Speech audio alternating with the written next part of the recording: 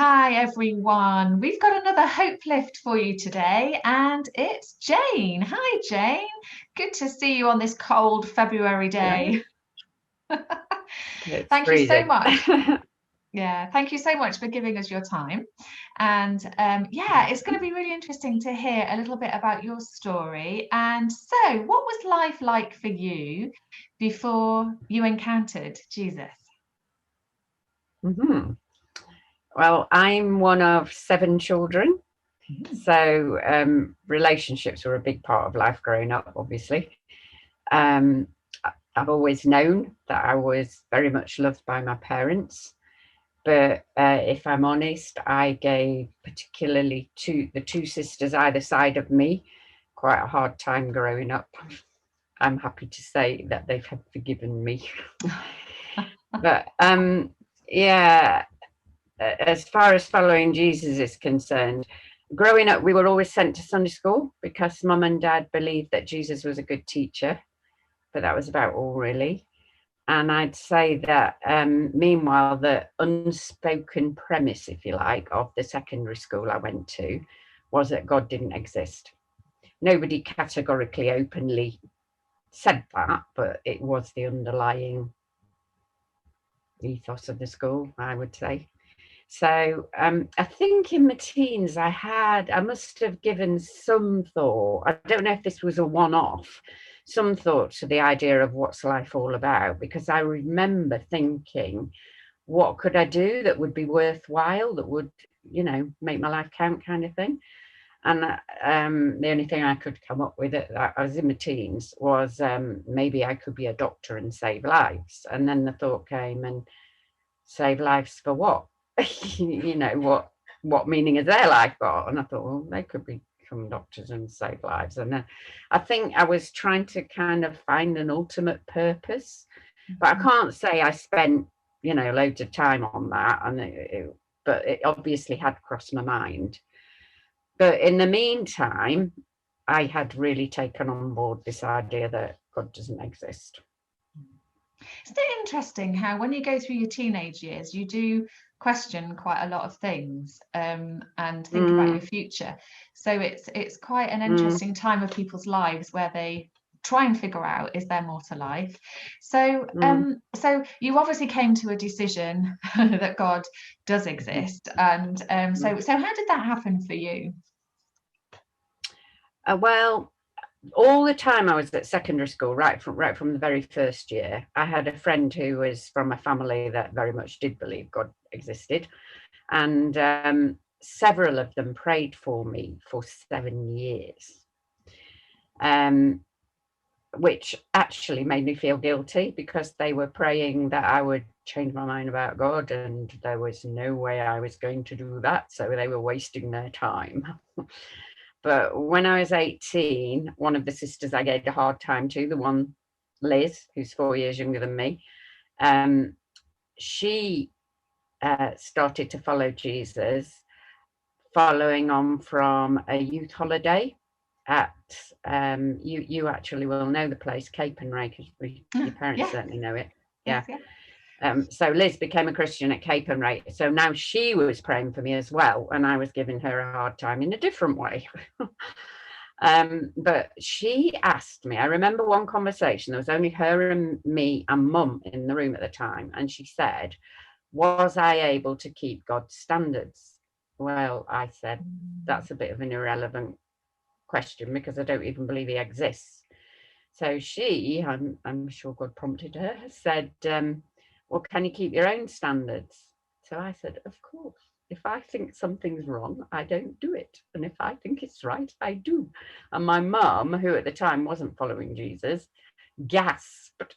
She was so shocked at this arrogant teenager she'd reared. Uh, but it took God less than a week to show me it was nonsense. I really believed relationships were important, and yet there was something between me and two of my siblings that week, and there was even something between me and my school friend, which was very rare. So I think God was just using stuff to show me that actually I wasn't as good as I thought. So I suppose that was kind of like a sense of need. And then Liz also gave me 2 books to read on the evidence for the resurrection, why we should believe that Jesus rose from the dead. And the first one I just laughed at with my friends, but the second one really had me convinced, which is a bit of an awkward place to be in. How can you be an atheist if Jesus rose from the dead? It doesn't kind of compute, does it? The reason I was an atheist was because I didn't believe anything of the spiritual realm. So dead men don't rise. So yeah, where would I go to from there? I didn't really have an answer, but I started to attend church and the youth group, and I assume gradually piece things together over that. But I think for me, the strangest sentence that actually was kind of like the final piece of the jigsaw. I have no idea what the sermon was about, but the one sentence was, if all Latin is Greek to you, God won't ask you to translate the Bible. As I say, I don't know many people who followed God because they heard something like that, but it was like the penny dropped that God's not stupid, and because it was about my, by this stage, believing that God must exist because Jesus rose from the dead, and I needed him because I wasn't as good as I thought I was or even wanted to be. The whole question was who would be in the driving seat, and I really fancied that spot. I didn't want to have anyone else in the driving seat. So this sentence, it just made me think, God knows everything, even things that haven't happened yet, and I certainly don't. Surely the reins are safer in his hands, to change the metaphor a bit. And he proved his love for me. By then I realised he'd died in my place on the cross. He proved his love for me in that way. So why wouldn't I trust him? So that night, or I don't know if it was exactly that night, but around that time, it was in my room. One night I prayed a very theological prayer. I said, God, if you exist, and I'm beginning to think you do, I give in. But that, for me, that really was the beginning, because from then on, he began to show me that he did indeed exist and that he was relevant to every part of my life. Well, I just love that. I just love that theological prayer. I think that's a great theological prayer, Jane. Well done, you. Okay, so let's ask you the question now then. So, what difference does your faith make in your life right now?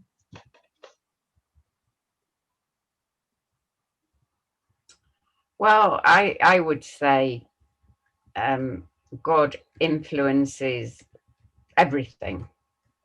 Yeah, everything is different and started to be different from that point. It's by far the most important thing in my life. I would say that Jesus is my constant companion, my source of joy and peace. But it didn't really happen overnight. I think there was a big, pretty well immediate change, because my eldest sister, who was the other one I gave a hard time to, said that she wasn't quite sure what to make of this sister that she didn't like very much, who was being nice to her all the time. But she eventually she asked me to stop apologizing for things that she'd long since forgiven. But for a long time, although my mind had done that complete U-turn, I feel, looking back now, that joy and peace were kind of impeded.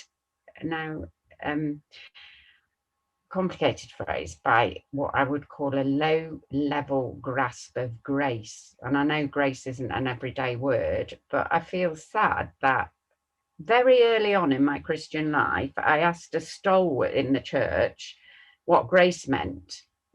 And he gave me the Bible dictionary to read. He didn't actually say anything, which, yeah, I mean, I was 18. There was no reason why I shouldn't read it. And I did. I spent a whole Saturday morning reading it. And now I could do to find a Bible dictionary and see just what did it say, because it didn't have that radical transformation that I think I would have had if I'd really understood what grace means.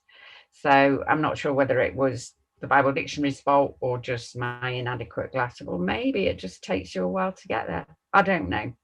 But I spent too long trying to please God and feeling I wasn't doing enough all the time.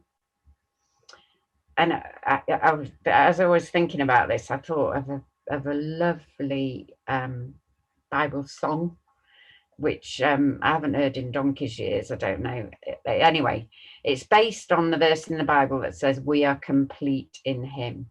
And it says, "There's nothing more that I can do, for Jesus did it all." And I can't, I mean, maybe I did in my head believe that, but it certainly hadn't really grasped me right to the core of my being. You know, when he died on the cross, he totally and forever removed every barrier that could ever be between us. I am totally, completely, perfectly loved and forgiven, and it will never change. I think when that really consumes you, your life is completely transformed. That's not to say life's easy, but yeah, you have the total answer. So yeah. Long answer to a short question. Yeah, no, that's a good answer. So just as we come to a close then, obviously some of these questions are around hope. So have you got a time in your life where you felt things were hopeless and you know your faith in Jesus brought you hope? Yeah, yes, although I can't say, you know, it was kind of a flash of lightning in 1 minute. 1 minute I was hopeless and the next minute hope came in. But after living and working in Senegal for several years, I was diagnosed with clinical depression.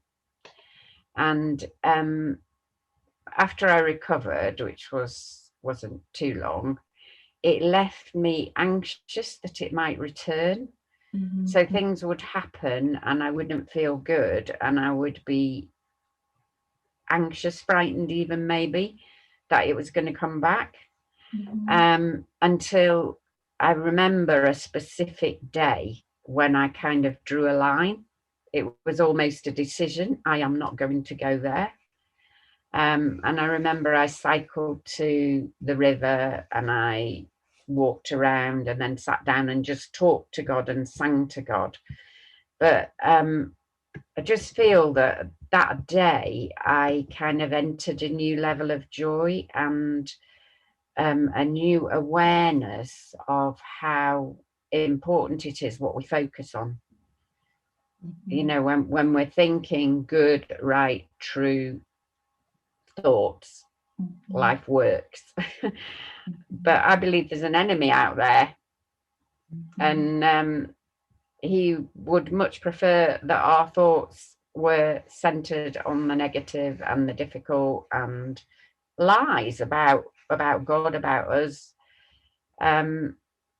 So yeah, that's the day I really remember, because it was like, I'm going to slide down this tube. No, I am not. But I'm sure the whole thing, well, I know the whole thing was more of a process. I had a friend who spoke positive stuff into my life all the time. My brother did. I even followed a 40 days negativity fast booklet, which just focused on verses from the Bible. And some of them you went over and over every one of those 40 days, and others were different throughout it. But it just kind of developed more of a habit of my mind will be controlled by God and not the enemy. And I mean, my mum is so positive that really I should just look at her and that would so yes. Yeah, I think it's a wonderful thing to know that, you know, God can be in our thought life as much as he can be in any part of our lives. And that's very often, especially in the night, isn't it? That's where the enemy comes. Those dark thoughts come. at the night time. So praise God that, you know, we can always contact him through prayer and ask for his positivity when things seem to be hopeless. So thank you, Jane, so much for sharing your story with us this morning. So excited to hear your faith journey. And yeah, so if anybody else would like to share their story, please get in touch. So see you next time. Bye then. Bye.